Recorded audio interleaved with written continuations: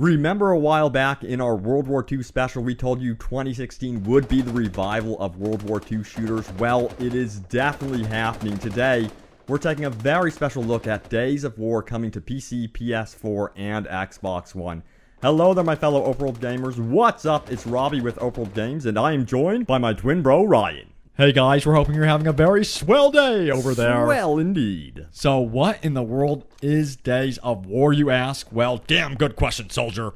So Days of War is an online multiplayer shooter developed by Driven Arts that plans to revive the classic World War II shooters from the past. So you know what I'm talking about. Call of Duty 2, Battlefield 1942, those type of games that we all used to love and play. Yeah. And now we believe this is the high time we get more of these World War II shooters. And from the looks of it, developer Driven Arts are nailing it. The game looks like a stunner, and the actual gameplay itself is fast, frantic, and appears to be responsive too, just from looking at the videos. Yeah.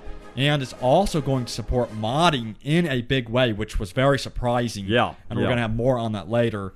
And be sure to check out their Kickstarter down in the description below if you want to back this project, by the way.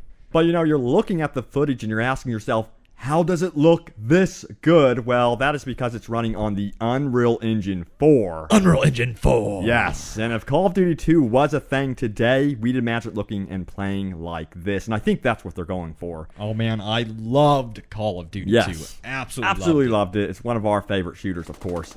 You gotta love the nighttime as well. They are also capturing a variety of environments from forests to halfway destroyed towns and even snow-covered tundras. Yeah, so we know it looks good, but the real question is, how does it play? Because as you know, that is really the most important thing to look at.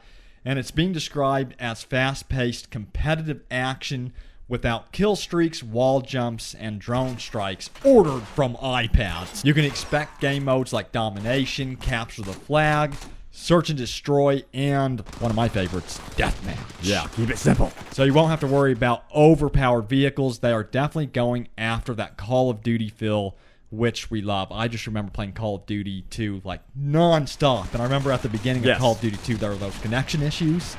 And I would force myself to play through the connection issues, and then eventually just the series spiraled out. I remember that. Yeah, it just started out really rough, and we were just so obsessed with Call of Duty 2. We're like, it's got to work today. It's got to work. And then eventually it stabilized out.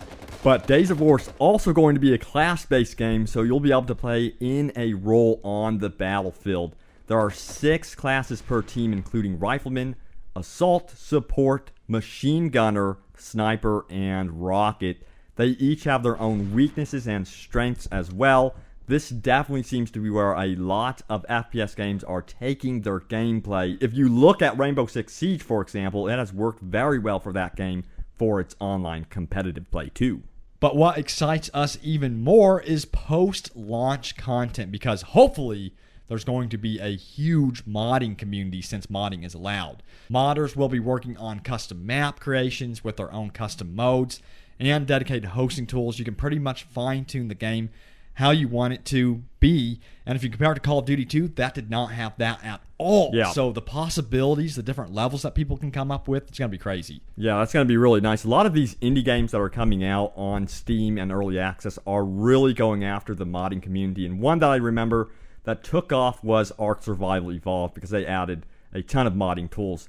And you know, there's also going to be an alpha planned for April 2016 and a beta coming in June 2016.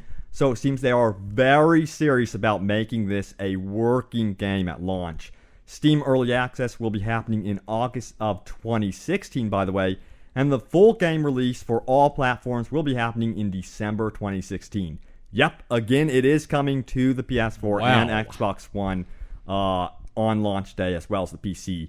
This dev team seems really serious, as it is comprised of Batman Arkham, Dead Island, and Witcher dev team members. So we will see if they survive this year, because it's rumored that Battlefield is going to be World War I, and that Call of Duty will be World War II. So can they survive these major AAA competitors?